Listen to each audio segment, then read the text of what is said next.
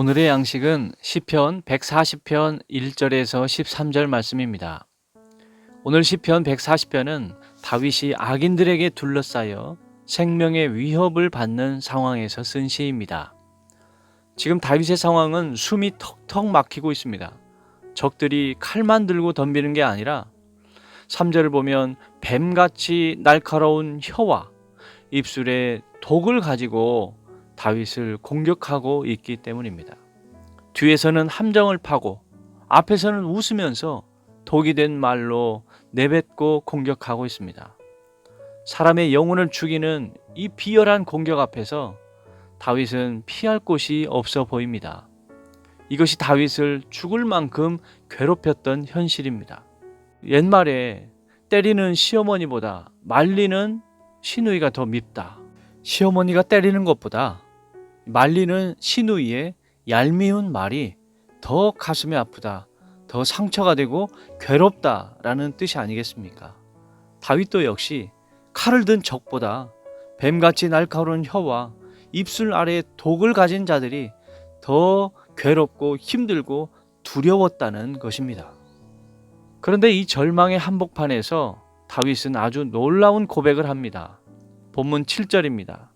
내 구원의 능력이신 주 여호와여, 전쟁의 날에 주께서 내 머리를 가려 주셨나이다 라고 고백합니다. 고대 전쟁에서 적은 가장 치명적인 급소인 머리를 노린다고 합니다. 다윗도 역시 골리앗의 머리를 노려서 이 돌을 던졌지 않습니까? 다윗이 고백하는 겁니다. 빗발치는 화살과 칼날 속에서 하나님께서 친히 나의 투구가 되어주셔서 내 머리를 덮어 보호해 주셨습니다 라고 이렇게 고백하는 것입니다. 내 실력이 뛰어나서 살아남은 것이 아니라 하나님이 덮어주셨기 때문에 안전했다는 것입니다. 여러분, 우리는 이 장면 속에서 예수님의 모습을 보게 됩니다. 예수님이야말로 죄가 하나도 없으신 분이셨지만 종교 지도자들의 뱀 같은 혀와 독 섞인 모함, 그리고 십자가라는 가장 큰 전쟁의 날을 맞이하셨었습니다. 사탄은 예수님의 머리를 상하게 하려고 했습니다. 그러나 고작 예수님의 팔 뒤꿈치 정도를 상하게 했을 뿐입니다. 창세기 3장 15절에서 하나님의 예언하신 그 말씀이 아주 적중했습니다. 왜 그렇게 되었을까요? 하나님께서 예수님을 죽음에서 다시 일으키셨기 때문입니다. 하나님께서 아드님 예수님을 완벽하게 보호하시고 승리케 하셨기 때문입니다. 그런데 중요한 것은 하나님께서 오늘 저와 여러분을 바로 이 승리하신 예수님 안으로 부르셔서 예수님 안에 있는 우리를 세상의 그 어떤 위협에서도 안전하게 지키시고 보호하신다는 사실입니다. 사도 바울이 로마서 8장 38절 39절에서 이렇게 고백합니다. 내가 확신하노니 사망이나 생명이나 천사들이나 권세자들이나 현재의 일이나 장래의 일이나 능력이나 높음이나 깊음이나 다른 어떤 피조물이라도 우리를 우리 주 그리스도 예수 안에 있는 하나님의 사랑에서 끊을 수 없으리라. 아멘.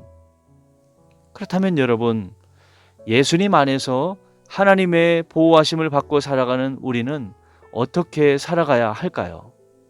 오늘 우리도 역시 영적 전투의 삶을 살아가고 있는데 이 수많은 유혹과 공격이 가해지는 이 영적 전투의 현장에서 늘 우리는 어떻게 살아가야 할까요? 첫째는 악한 세상에서 악인과 포악한 자들이 많더라도 끝까지 의와 정직의 길을 가야 한다는 것입니다. 세상 사람들의 방식은 보복입니다. 공격받으면 똑같이 되갚아줍니다. 뱀처럼 독한 말을 들으면 나도 더 독한 말로 쏘아붙이려고 합니다. 한 대 맞으면 2대, 3대, 아니 쓰러질 때까지 갚아줘야 이긴다고 생각합니다. 그런데 만약 우리도 그들과 똑같이 도끼를 품고 대응한다면 그것은 이기는 게 아니라 악인들에게 무릎을 꿇는 것이고 굴복하는 것이 되고 맙니다. 우리는 달라야 합니다. 악인과 포악한 자들과 똑같이 살지 않고 그들과 다른 거룩한 삶을 살아가야 합니다. 진정한 승리는 똑같이 되갚아주는 것이 아니라 오히려 선으로 악을 이기는 것이라고 말씀하셨습니다.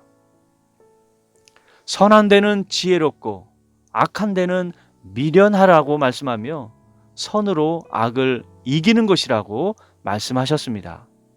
그것이 우리를 그리스도 예수 안에서 주시는 승리를 누리며 사는 방법입니다. 두 번째는 악한 세상에서 핍박당할 때, 어려움 가운데 있을 때 그 상황이 아니라 정의의 하나님을, 구원의 하나님을 바라봐야 합니다. 득세하는 악인들만 바라보고 어렵고 꽉 막힌 현실만을 바라본다면 우리는 당연히 낙심할 수밖에 없습니다.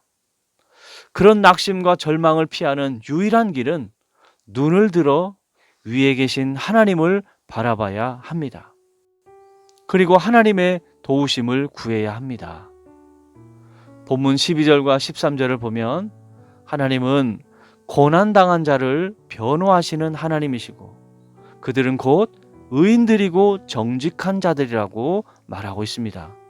하나님은 정의로운 분이시기에 정직과 공의를 위한 기도를 외면하지 않으시고 그 기도를 들으시고 어려움을 이길 힘을 주시고 그 힘으로 늘 승리케 하여 주십니다.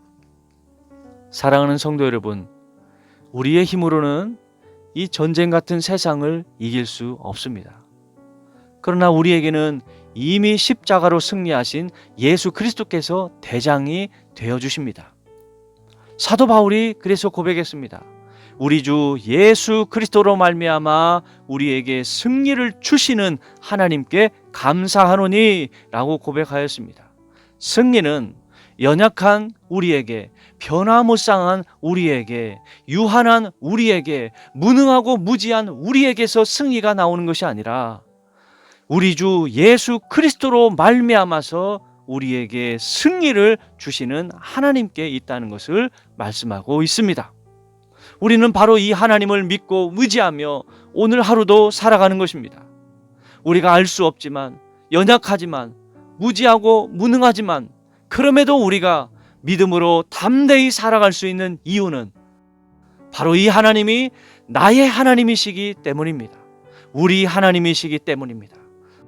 하나님은 그 하나님을 찾고 의지하는 오늘 우리에게 하나님께서 승리를 경험케 하시고 하나님의 영화로우심을 드러내며 사는 복된 백성들이 되게 해주실 것입니다. 사랑하는 성도 여러분, 오늘도 이 사실을 믿고 담대히 선으로 악을 이기며 승리를 누리며 살아가시는 저와 여러분이 되시기를 주의 이름으로 축원합니다. 아멘. 하나님 아버지, 은혜를 감사합니다. 우리를 그리스도 예수 안으로 부르셔서 세상의 어떤 위협도 끊을 수 없는 하나님의 사랑 안에 안전하게 거하게 하시니 감사합니다. 세상이 뱀처럼 독을 품고 우리를 공격할지라도, 세상의 어떤 연약 완전하지 못함과 세상이 우리를 힘들게 할지라도 우리가 똑같이 악으로 대항하거나 악한 모습으로 서지 않게 해주시고 선으로 악을 이기며 살아가게 하여 주시옵소서. 과연 하나님이 기뻐하시는 선한 뜻이 무엇인지를 하나님 주신 지혜로 잘 분별하여서 선으로 악을 이기며 사는 것이 무엇인지를 경험하며 누리며 살아갈 수 있게 하여 주시옵소서. 억울하고 답답한 현실 속에서도 오직 우리의 진정한 변호자가 되어주시는 주님만 바라보며 끝까지 의와 정직으로 악을 이기며 나아가게 하여 주시옵소서. 오늘 또 주님이 씌워주시는 구원의 투구를 쓰고 선으로 악을 이기며 승리의 길을 걷게 하실 것을 믿고 감사드리며 예수님의 이름으로 기도합니다. 아멘.